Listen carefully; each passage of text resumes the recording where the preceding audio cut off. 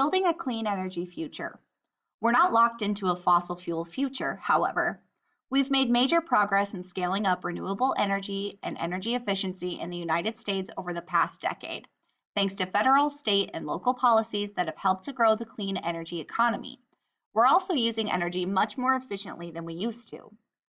State and federal incentives, along with falling prices, are pushing our nation and the world toward cleaner, renewable energy sources such as wind and solar. Renewables are on track to become a cheaper energy source of energy than fossil fuels, which is spurring a boom in clean energy development and jobs. Significantly higher levels of renewables can be integrated into our existing grid, though care must be taken to site and build renewable energy responsibly. Meanwhile, energy efficiency is our cleanest, cheapest, and largest energy resource, contributing more to the nation's energy needs over the past 40 years than oil, coal, natural gas, or nuclear power. It accounts for more than 2.2 million US jobs, at least 10 times more than oil and gas drilling or coal mining.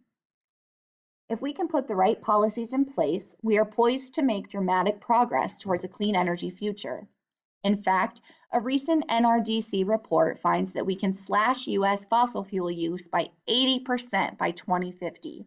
To do that, we will need to cut energy demand in half, grow renewable energy resources so that they provide at least 80% of our power, electrify almost all forms of transportation, and get fossil fuels out of our buildings. That will require sustained, coordinated policy efforts from all levels of government, the private sector, and local communities.